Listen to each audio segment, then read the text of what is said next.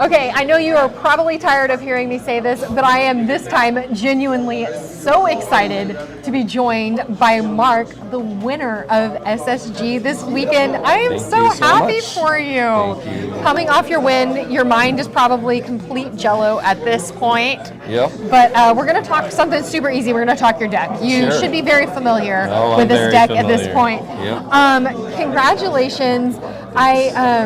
Let's just jump in. So you're playing Emerald Steel. Yep. I feel like she's pretty consistent with what we have been seeing in the past. What new cards have you teched in? And let's talk about one of them in particular. Sure. Yeah. So the new tech for sure is Beyond the Horizons.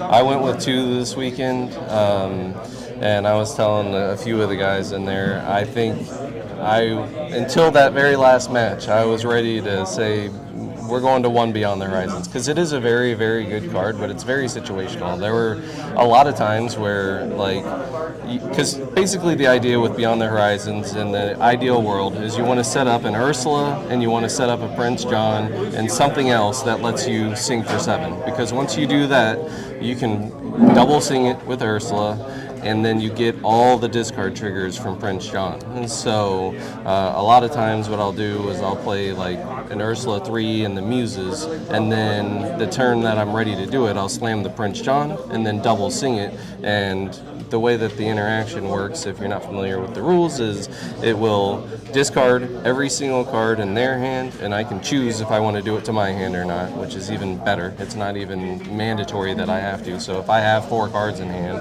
and I don't want to get rid of them, I'll just hold mine.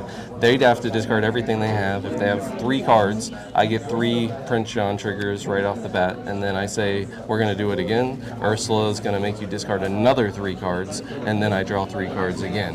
And then at that point, I've got 9, 10 cards in hand. They're down to 3, but I've got a Prince John on the field, and I've got 9 cards. There's a very good chance that I'm getting a Sun Chill or a Hypnotize, and then you just pull them out of gas and win the game. And in this last game, I'm pretty sure I heard you had 18 cards at one point? Yeah, I drew 15 off of it because I had all 3 Prince Johns in play, and he had 5 cards in his hand. I didn't even do the double sing. I didn't have to do the double sing, but he had 5 cards in hand, and I was able to just use all 3 Prince Johns, and all 5 cards get discarded, and that's 15 triggers of Prince John. That is which incredible. Is pretty ridiculous.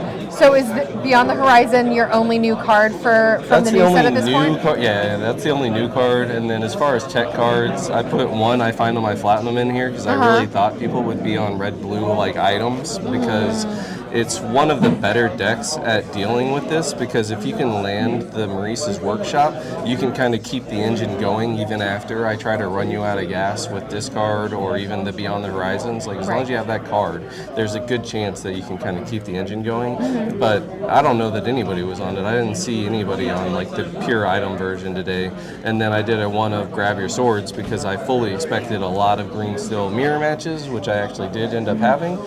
This didn't end up doing what I thought it was going to do, but I put it in there because I needed to kill warded Prince Johns in the mirror, and I was like, this thing will help break the mirror open if I can hit it, and it didn't end up becoming too useful, so I'd probably look at cutting that card, and then I definitely would cut Final My Platinum again, but everything else in the deck is, like you said, really standard. A lot of the usual suspects. I've gone like in and out on a few cards here and there, Plutos, Hidden Coves. I've kind of interchanged those occasionally, but now that the mirror is so prevalent, Hidden Cove is just too good. If you get that perfect high roll Diablo, turn 2 Cove, put it on the Cove, and then the Diablo, like nothing can deal with it for at least 2 turns, and then by then you can do other things to protect it, like peek and stuff like that. So it's a really, really strong card, again, now that the mirror is open. And then Beast is a card that comes and goes for me. Like when Steel is very prevalent, I cut down on them. When it's red, blue, and ruby amethyst heavy, then we go back to 4. Like all those cards are very interchangeable for me as far as what I feel like bringing, depending on what the meta is looking like at the place I'm going to. So you mentioned potentially cutting a couple cards from this current list. Are there other cards from Reina Jafar that you're interested in testing out this set?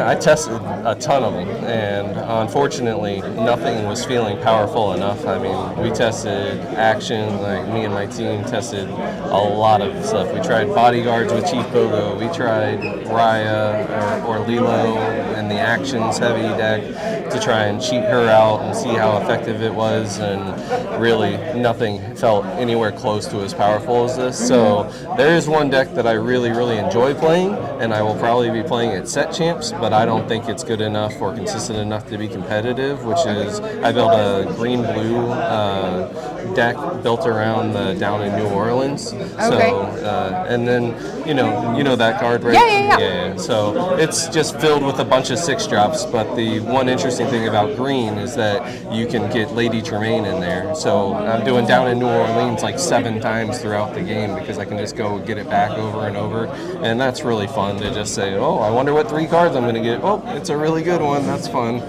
So that one's really fun. I highly recommend anybody that is just looking for a fun deck to play to try that one out. But as far as the competitive deck, I think this is probably tier 1 right now.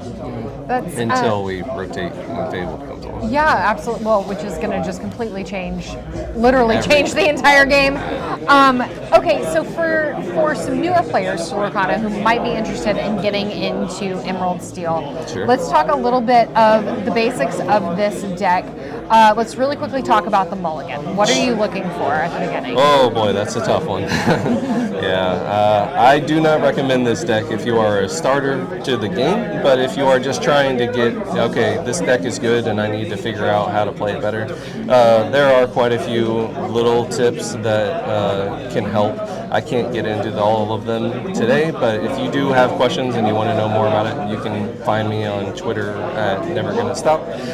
But like one tip that I think a lot of people really struggle with is their immediate thought is, I have to high roll into the Diablo line. And they're like, oh, I'll ship everything, and that's the only way I win the game with this deck is if I shift into the Diablo, and if I get that, then I win the game. So that can certainly be the case. There were many times today where I was able to get that combo, and they didn't have a good enough answer for it, and it runs away with the game. And I think, if you have it, keep it. Unless you're going against any of the evasive heavy decks, like if they're running the Peter Pan Shadow Finder, I will full ship the Diablo line, even if they, I don't know before the game starts if they have it, but it's just too risky unless I also have the Cove. If I have the Cove plus that, then I know they can't trade immediately into it and get their value back. And then the other tip that I can give just is, if you're on the draw, one of the lines that I really like to do that a lot of people don't do because they're looking to high roll is I like to aggressively look for the 2-drop Ursula so that I can take away any songs that are potentially going to be sung, and then I look for the Pete so that I can, because their most likely line, if they're not going Diablo, is going to be like a morph into an Ursula into maybe a Prince John or something like that, and they're hoping to double sing it or whatever. So what I like to do is play the Pete on the following turn that they played the Ursula so that she can't do what she wants to do, and then hopefully I have a strength of the Raging Fire or something like that, and I can just kill the Ursula before she can really punish you out of the game. Awesome. So let's imagine that today is your perfect day, which it was pretty close to it, yeah. But it's sunny outside, it's 75, it's just a really great day. What are your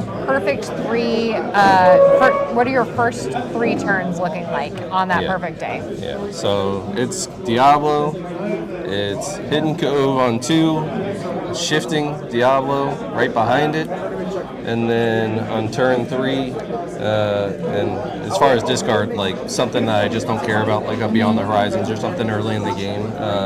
And then the third turn would almost always be an Ursula 3-drop, and then hopefully I have a Prince John and a Sudden Chill. And if I've got those cards, it is almost impossible for an opponent to have a chance. Well, thank you so much, Mark, for taking the time. It's You're very been welcome. a long day for you. congratulations Thank you. again. I'm so happy that you won. Thank you. What do you think about Beyond the Horizon?